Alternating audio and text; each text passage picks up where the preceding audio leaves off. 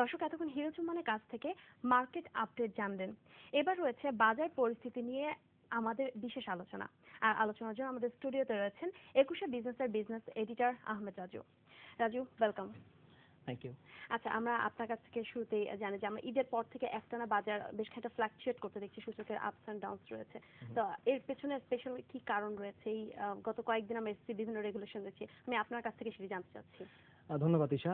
আমরা এই প্রোগ্রামের মাধ্যমে আপনি জানেন যে বিভিন্ন বাজার বিশ্লেষকদের সঙ্গে আলাপ আলোচনা করে থাকি এবং তার বাইরেও আমরা বিভিন্ন সময় আলাপ আলোচনা করেছি এবং আমরা যখন বিনিয়োগকারীদের সঙ্গেও কথা বলি তাদের কাছ থেকেও বিভিন্ন ধরনের মতামত পাই। তো এই সবগুলোকে যদি কম্বাইন করি আমরা, তাহলে দেখা যায় যে মেইনটেনেন্স মার্জিন ফর্মুলা যে ফলো করার কথা বলা হয়েছে 30 সেপ্টেম্বরের মধ্যে, সেটা কিন্তু একটা বড় ধরনের প্রভাব রয়েছে বাজারে, যে তারা লোন পাচ্ছে না এখন আগের মতো 1:1 যদিও ইমপ্যাক্ট এখন পর্যন্ত ইফেক্টিভ হয়নি, তারপর মানুষ সাইকোলজিক্যালি কিন্তু অনেকটা নেগেটিভ প্রভাব পড়ছে। সাইকোলজিক্যালি ইফেক্টিভ আসলে অনেক জায়গায় হয়েছে, অনেক জায়গায় হয়নি, এটা নিয়ে কিছু কনফিউশন আছে বাজারে। যেমন আমরা অনেক মার্চেন্ট ব্যাংক বা অনেক ব্রোকারেজ হাউসে দেখছি যে ইফেক্টিভ হয়েছে, তারা দিচ্ছে না লোন।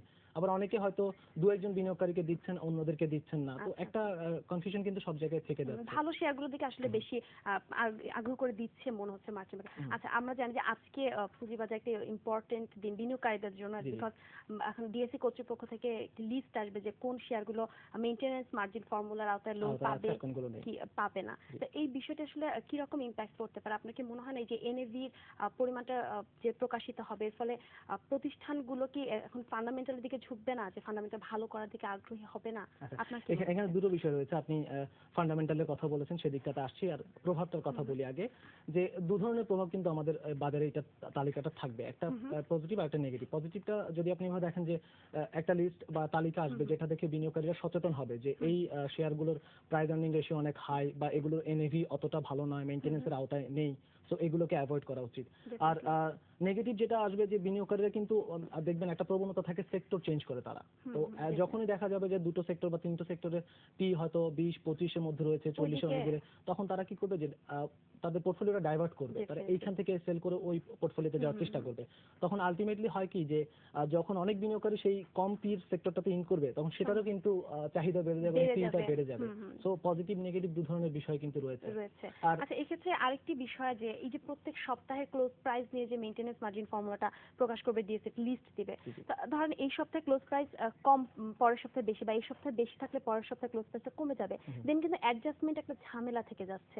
তো এটা আসলে কি ধরনের প্রভাব পড়তে পারে আপনার মনে হয়, যে বোথ সাইড বিনিয়োগকারী, মার্চেন্ট ব্যাংক বা ব্রোকারেজ হাউসগুলোর পক্ষ থেকে কি রকম মনে হয়? আমার যেটা মনে হয় যে আমরা দেখেছি যে গত বেশ কিছুদিন ধরে ডিএসসি এসএসসি বিনিয়োগকারীদের সচেতন করার চেষ্টা চালাচ্ছেন যে আপনারা লং টার্মে যান, লং টার্ম ইনভেস্টমেন্ট করুন। কিন্তু এই যে তালিকাটা, এটা কিন্তু লং টার্ম ইনভেস্টমেন্টের ক্ষেত্রে এক ধরনের বাধা তৈরি করবে। বিশেষ করে বিনিয়োগকারীদের সঙ্গে যখন আমরা কথা বলেছি, তারা বলছেন যে কেউ হয়তো জুন জুলাইতে 1:1 লোন পেয়েছেন। ধরেন 100 টাকার একটা ব্যাংকে শেয়ার কিনেছেন, তিনি আরো 100 টাকা লোন নিয়ে 200 টাকা। এখন যখন এনএভি হিসাব করা হবে, তখন হয়তো তিনি ওই 100 টাকার বিপরীতে তিনি আরো কমে আসছে তার লোনের পরিমাণ। হয়তো এনএভি 20 হলে 120কে ভাগ করে তিনি 60 টাকা লোড পাচ্ছেন, 140 টাকা তাকে অ্যাডজাস্ট করতে হবে। সো তিনি কিন্তু লং টার্মের জন্য শেয়ারটা রাখতে পারছেন না। তার কিন্তু তার যে তাকে যিনি লোন দিচ্ছেন তার কাছে কিন্তু তিনি দায়বদ্ধ হয়ে আছেন, এবং তিনি যদি নিজে বিক্রি করতে না পারেন, এক পর্যায়ে কিন্তু ফোর্স সেলের আওতায় তিনি চলে আসবেন। সো অলমোস্ট একটা নেগেটিভ প্রভাব থাকে। এক্ষেত্রে আমি আপনার কাছে জানতে চাচ্ছি, আপনি তো অলরেডি কিছুক্ষণ অ্যানালাইসিস করেছেন, আমি দেখছিলাম।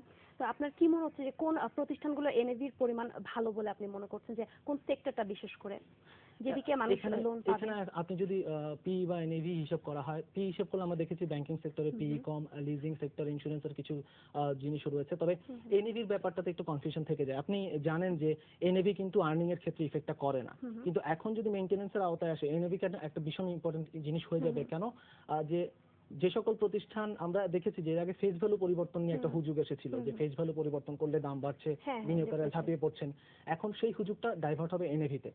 প্রতিষ্ঠানগুলো এখন তাদের অ্যাসেট রিভ্যালুয়েশন করার চেষ্টা করবেন, এনএভি বেশি দেখানোর চেষ্টা করবেন। এখানে কি একটা জটিল, একটা মানে মিসলিডিং থেকে যাচ্ছে না, যে প্রতিষ্ঠানগুলো কি তাদের অ্যাসেট রিভ্যালুয়েশন বাড়িয়ে দেখাবে না এনএভির পরিমাণটা, এরকম কোনো প্রবণতা কি থাকবে? সেটাই বলছি যে এই প্রবণতা কিন্তু তৈরি হওয়া শুরু হয়েছে এবং হবেও।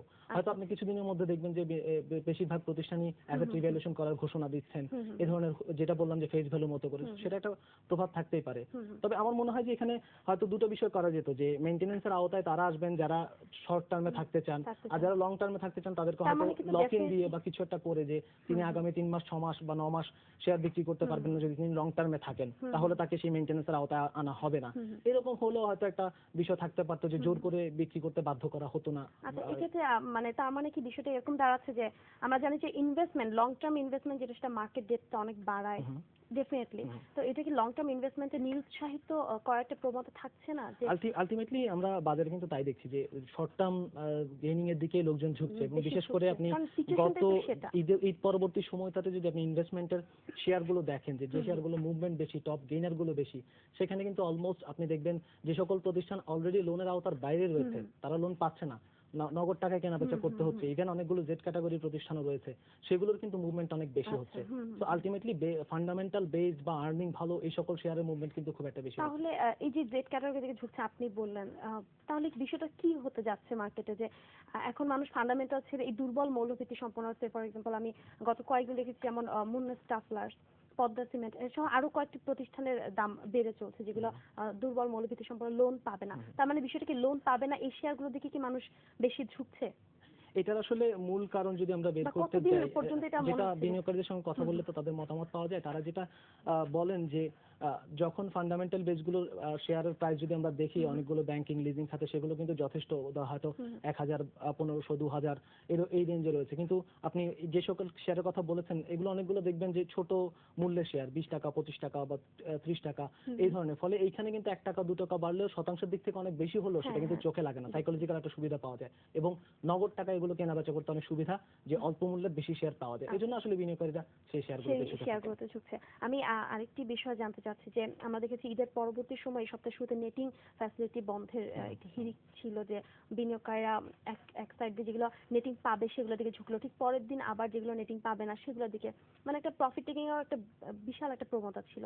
তো এই নেটিং সুবিধা বন্ধের বিষয়টাকে আপনি কিভাবে দেখছেন? নেটিংটা আসলে আলটিমেটলি সোজাসুজি ইফেক্ট করে টার্নওভারের উপর, এবং সেটার প্রমাণ দেখতেই পাচ্ছেন যে ঈদের পরবর্তী সময় থেকে শুরু করে টার্নওভার কিন্তু কমছে 1000 কোটি টাকা। ইভেন আজকে যে টার্নওভারের গতি তাতে 1000 কোটি টাকা নাও হতে পারে, নাও হতে পারে ডেফিনেটলি। এখনই অলরেডি মাত্র 500 550 এরকম হয়েছে। সোজাসুজি টার্নওভারের উপর এফেক্ট করছে, এটা আমরা বলতেই পারি, কারণ একটি শেয়ার বিক্রি করে সেটি ম্যাচিউর হতে 4 দিন লাগতেছে, এবং আলটিমেটলি অনেক শেয়ার কিন্তু নেটিং এর বাইরে আছে, সো টার্নওভারটা কিন্তু হচ্ছে না। টার্নওভার না হলে কিন্তু আমার কাছে কেমন একটু ভিন্ন রকম মনে হচ্ছে, কারণ অনেক বাজার দেখা গেছে বেশিরভাগ ইস্যু কিন্তু লোন পেতো না এতদিন ধরে, তো সেগুলার ট্রেড একটু বেশি ছিল, এবং ইভেন আপনি দেখেন প্রথম দিন সাইকোলজিক্যালি ডেফিনেটলি কিছুটা স্লো ছিল টার্নওভারের দিক থেকে, এখন কিন্তু সেটা বাড়ছে। এবং এটাও বলা যায় ঈদের পর যেহেতু মানুষের পার্টিসিপেশন খুব একটা ছিল না মার্কেটে, তারপর কিন্তু এখন যেহেতু বাড়ছে ধীরে ধীরে, টার্নওভার পরিমাণটিও বাড়ছে, তাহলে কি আপনি বলতে পারেন নেটিং এর ডিরেক্ট কোনো ইফেক্ট আছে? আসলে আমরা এমনিতেই দেখি প্রতি বছর কিন্তু রমজানের শুরু থেকেই একটা সেলিং প্রেসার থাকে, অনেকে এই সময়টাতে হজ করতে যান, উমরা করতে যান, অনেকে এখান থেকে ইনভেস্টমেন্ট থেকে কিছু টাকা উঠে এই ঈদের খরচের জন্য বা বিভিন্ন কারণে টাকা তুলে থাকেন, তো সেটার একটা ইফেক্ট রমজানের মধ্যে থাকে। রমজানটা শেষ হলেই সাধারণত আবার রিইনভেস্টমেন্ট হয়, অনেকেই আবার নতুন করে টাকা ইনভেস্ট করেন, কিন্তু এইবারে মেইনটেনেন্সের মার্জিন ফর্মুলার কারণে নতুন করে টাকাটা ইনভেস্ট করলেও খুব বেশি হচ্ছে না, সেটা লোন পাচ্ছে না, ফলে ইনভেস্টমেন্টটা কিন্তু আর খুব বেশি বাড়ছে না এই কারণে আসলে। আচ্ছা রাজু, আমরা আশা করছি, আমরা 21 টেলিভিশনের পক্ষ থেকে আমরা সবাই আশা করছি যে বাজার যেভাবে বাড়ছে, হেলদি হচ্ছে, সত্যি কথা বুমিং না হেলদি হচ্ছে, আপনার মনে হচ্ছে তা বাজার অ্যাট সেম তারলের পরিমাণও বাড়ছে। আমরা আশা করি বাজারটা লং টার্মের জন্য অবশ্যই স্টেবল থাকবে। আপনি বিনিয়োগকারীদের উদ্দেশ্যে কিছু বলুন। আসলে আমি তো একজন সাংবাদিক হিসেবে বিনিয়োগকারীদেরকে খুব বেশি পরামর্শ দিতে পারি না, তবে যেটুকু বলার বিষয় থাকবে যে অবশ্যই আপনারা দেখবেন, খুব বেশি আতঙ্কিত হবেন না। এখন 30 সেপ্টেম্বর পর্যন্ত মেইনটেনেন্সের সময় রয়েছে, আপনারা এই সময়টার মধ্যে ধীরে ধীরে দেখতে শুরু করেন যে কোন কোন শেয়ারগুলো আপনার যদি প্রফিট থাকে আপনি তো কিছুটা অ্যাডজাস্ট করে পোর্টফোলিওটাকে নতুন করে সাজিয়ে নিতে পারেন, তবে খুব বেশি আতঙ্কিত হয়ে সেলিং এ না যাওয়া দেখে আমি মনে করি এখন আসলে মার্কেটটা অবজার্ভ করাটাই সবচেয়ে বেশি। আপনাকে অসংখ্য ধন্যবাদ। আপনাকে ধন্যবাদ। দর্শক, এখন জানিয়ে দিচ্ছি এই মুহূর্তে ঢাকা শেয়ার বাজারের সর্বশেষ পরিস্থিতি। আজ দিনের শুরু থেকে এখন পর্যন্ত বাজারে বেশ খানিকটা সূচকের ওঠানামা রয়েছে, এখন পর্যন্ত সেই ধারটি আমরা লক্ষ্য করছি। আপনি ডিএসসি জেনারেল ইন্ডেক্সের অবস্থান যদি আপনারা দেখেন, এই মুহূর্তে মাত্র 7 পয়েন্টের মতো বেড়েছে এবং 6800 পয়েন্টে অবস্থান করছে ডিএসসি জেনারেল ইন্ডেক্স, এবং অন্যান্য দুটি ইন্ডেক্সের অবস্থানও দিনের শুরু থেকে বেশ ভালো। তবে ডিএসসি 20 ইন্ডেক্স কিছুটা নেগেটিভ হয়েছে, 8 পয়েন্টের মতো কমে এই মুহূর্তে 3900 পয়েন্টে অবস্থান করছে, এবং ডিএসআই ইন্ডেক্স যেটি রয়েছে সেটি পজিটিভ রয়েছে, এখন পর্যন্ত প্রায় 4 পয়েন্টের মতো বেড়ে এই মুহূর্তে রয়েছে 5695 পয়েন্টে, এবং সেই সাথে এখন পর্যন্ত ঢাকা শেয়ার বাজারে যে কটি প্রতিষ্ঠানের শেয়ার ট্রেড হয়েছে তার মধ্যে অ্যাডভান্স এবং ডিক্লাইন মোটামুটি একটি ব্যালেন্সিং অবস্থায় আছে। অ্যাডভান্সের সংখ্যা 107 এবং ডিক্লাইনের সংখ্যা 127, অর্থাৎ খুব বেশি ডিফারেন্স হচ্ছে না। সবগুলো সেক্টরে অর্থাৎ মিশ্র একটি প্রবণতা লক্ষ্য করা যাচ্ছে আজ মার্কেটে। সেই সাথে টার্নওভারের দিকটি আজ কিছুটা স্লো, যেহেতু আজ বাজারে একটি ইনফরমেশন রয়েছে যে ঢাকা স্টক এক্সচেঞ্জ থেকে মার্চেন্ট ব্যাংক এবং ব্রোকারেজ হাউসগুলোর কাছ থেকে লিস্ট যাবে যে কোন প্রতিষ্ঠানগুলো লোন সুবিধার আওতায় বা আওতার বাহিরে রয়েছে। এর কিছুটা প্রভাবে হয়তো বা আজ কিছুটা টার্নওভার কমছে এবং টার্নওভারের পরিমাণ দাঁড়িয়েছে প্রায় 600 কোটি টাকার কাছাকাছি। দর্শক, এই ছিল ঢাকা শেয়ার বাজারের সর্বশেষ খবর। শেষ করছি 21শে বিজনেসের এখনকার আয়োজন। 21শে 6 দিন ব্যাপী ঈদ আয়োজনের কারণে সংক্ষিপ্ত আকারে প্রচারিত হবে 21শে বিজনেস। বেলা 3টার 21শে সংবাদের পর আবারও ফিরে আসবো 21শে বিজনেসে। আর শুধু ব্যবসা বাণিজ্য নয়, সংবাদ এবং বিনোদনের জন্য 21শের সঙ্গে থাকুন।